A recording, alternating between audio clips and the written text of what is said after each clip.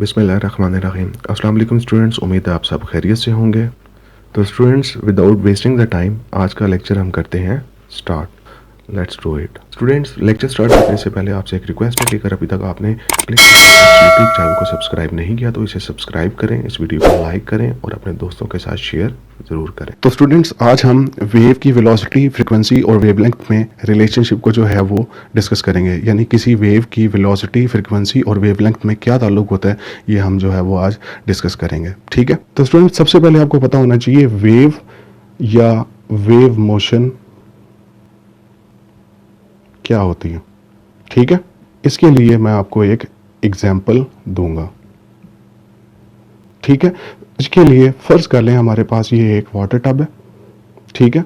इसमें पानी है, इसमें आप स्टोन जो है वो थ्रो करते हैं। तो जब आप स्टोन को थ्रो करते हैं तो स्टोन ये जब पानी के अंदर नीचे जाता है अपने वेट की वजह से, तो क्या होता है, वो पानी को यहाँ से अपनी जगह बनाने के लिए हटाता है।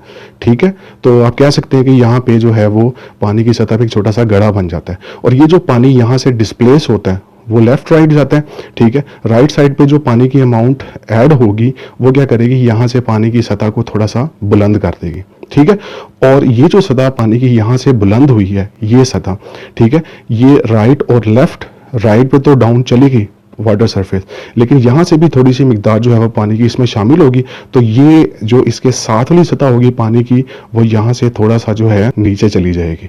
इसी तरह यहाँ से वाटर लेवल थोड़ा सा राइज कर जाएगा और यहाँ से वाटर सरफेस थोड़ी सी नीचे चली जाएगी। ठीक है। तो इस तरह से क्या होगा, आपको एक वेव बनती हुई वाटर सरफेस पे नजर आएगी और आगे मूव करती हुई नजर आएगी।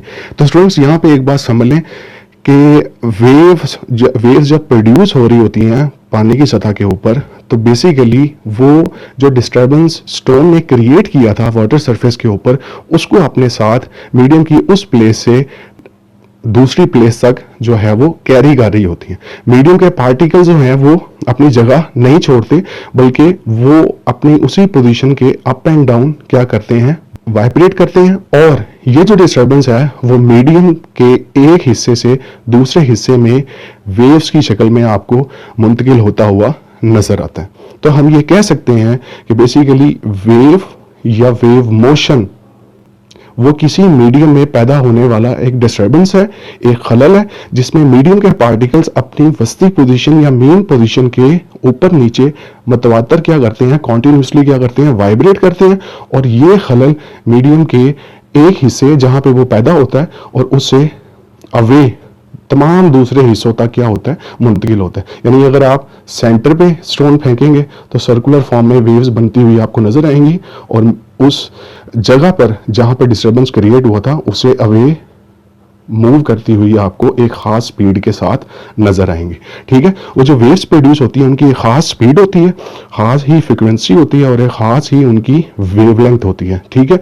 वेव जिस डिस्टर्बेंस जिस स्पीड से अपनी प्लेस ऑफ प्रोडक्शन से अवे मूव करता है, उस स्पीड को हम वेव स्पीड कहते हैं।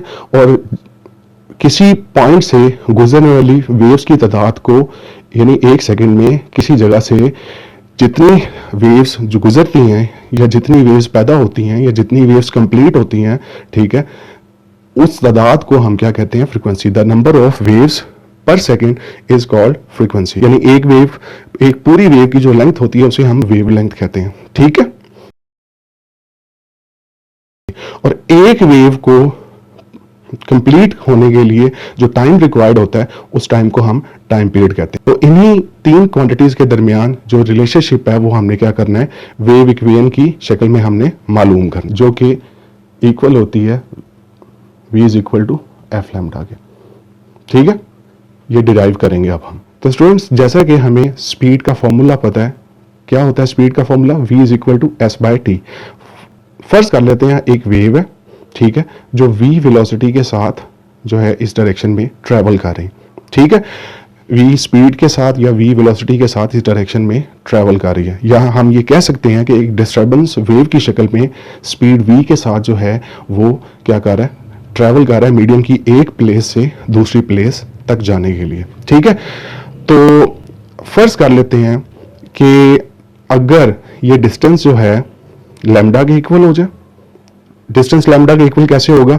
फर्ज कर लें ये एक वेव प्रोड्यूस हुई और ये एक वेव प्रोड्यूस होने के बाद आगे इसने मूव किया और इस जगह पे पहुंच गई, और जब इस जगह पे पहुंची तो इसने यहां से लेके यहां तक का जो डिस्टेंस है वो ट्रेवल किया s is equal to lambda के इक्वल, यानी एक पूरी वेव की जो लेंथ होती है उसे हम वेव लेंथ कहते हैं। ठीक है, यानी हम ये भी कह सकते हैं कि दो क्रस्ट या दो ट्रफ्स के दरमियान जो डिस्टेंस होता है उसे हम वेव लेंथ कहते हैं। ठीक है, तो डिस्टेंस कितना ट्रेवल किया डिस्टर्बेंस या वेव ने? लैम्डा के इक्वल।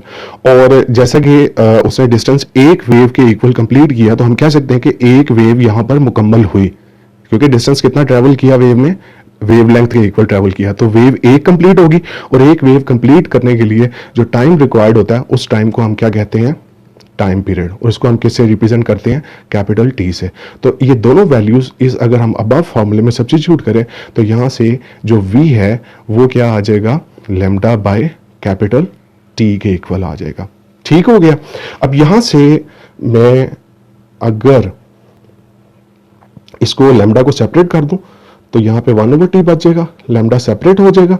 और as we know that the reciprocal of time period is called frequency, यानी टाइम पीरियड का जो रेसिप्रोकल होता है वो फ्रीक्वेंसी होती है। ये क्यों होती है किसी लेक्चर में फिर आपको जो है दोबारा मैं समझा दूंगा। ठीक है, the reciprocal of time period is called frequency. ये वैल्यू अगर हम अबव इक्वल में सब्स्टिट्यूट करें तो यहां से जो वेलोसिटी है वो किसके इक्वल आ जाएगी? f लैम्डा के। This is called the relationship between speed of a wave, frequency of a wave and wavelength of a wave, and this equation is called wave equation, which represents the relationship between speed of wave, frequency of wave and wavelength of a wave। यानी ये एक ऐसी मसावात है जो wave की speed, wave की frequency और wave की वेवलेंथ के दरमियान ताल्लुक को जाहिर करती है, बयान करती है। इस मसावात को हम वेव की मसावात या वेव इक्वेशन कहते हैं। ठीक है, ये क्वेश्चन पेपर में जो है वो आता है, बहुत इंपॉर्टेंट क्वेश्चन है, तो इसको आपने जो है वो अच्छी तरह से देख लेना है। This equation v is equal to f lambda is called wave equation and it represents the relationship between speed, frequency and wavelength of a wave. ये मसावात जो कि v बराबर है f लैम्डा के, ये किसी वेव की वेलोसिटी, फ्रीक्वेंसी और वेवलेंथ के दरमियान ताल्लुक को जाहिर करती है। इस मसावात को हम वेव की मसावात भी कहते हैं। तो स्टूडेंट्स यहाँ से आप देख सकते हैं सिर्फ हमने क्या किया, स्पीड का फॉर्मूला लिखा, ठीक है, उसमें वैल्यूज सब्स्टिट्यूट की और यहाँ से हमारे पास वेव की मसावात या वेव इक्वेशन आ गई, या एक ऐसी इक्वेशन हमें मिल गई जिसने वेव की स्पीड, फ्रीक्वेंसी और वेवलेंथ के दरमियान ताल्लुक को क्या किया? जाहिर किया। उम्मीद है आपको समझ आ गई होगी। ठीक है, तो यूँ हमारा लेक्चर हो गया कंप्लीट। तो स्टूडेंट्स, आप में से जो इंग्लिश मीडियम स्टूडेंट्स हैं वो अपनी बुक पे पेज नंबर 11 पर ये टॉपिक देख सकते हैं, which is relation between velocity, frequency and wavelength. ठीक है, ये टॉपिक यहाँ से शुरू हो रहा है और ये वही जैसे मैंने आपको समझाया है, ये नेक्स्ट पेज वो एंड हो रहा है जाके यहाँ तक। ठीक है, और ये फॉर्मूला लॉन्गिट्यूडनल और ट्रांसवर्स दोनों वेव्स के लिए जो है वो एप्लीकेबल है। और उर्दू मीडियम स्टूडेंट्स बुक पे पेज नंबर 12 पे देख सकते हैं ये टॉपिक लिखा हुआ है। ठीक है, स्पीड, फ्रीक्वेंसी और वेवलेंथ के दरमियान ताल्लुक, ये यहाँ से टॉपिक शुरू हो रहा है और यहाँ पर जाकर एंड हो रहा है। ठीक है, वही डेरिवेशन जो है वो हुई हुई है यहाँ पे, और एंड पर v is equal to f lambda ये ताल्लुक निकल आया है स्पीड, फ्रीक्वेंसी और वेवलेंथ के दरमियान ताल्लुक किसी भी वेव की। ठीक है, और इस ताल्लुक को वेव की मसावात भी कहते हैं। यहाँ तक ये निशान लगा लें आप।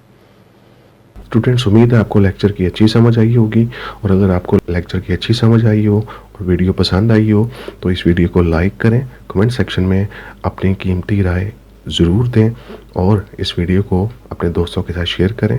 हमारे चैनल क्लिक फॉर कॉन्सेप्ट्स को सब्सक्राइब ज़रूर करें। थैंक यू, मिलते हैं नेक्स्ट वीडियो में, नेक्स्ट लेक्चर में।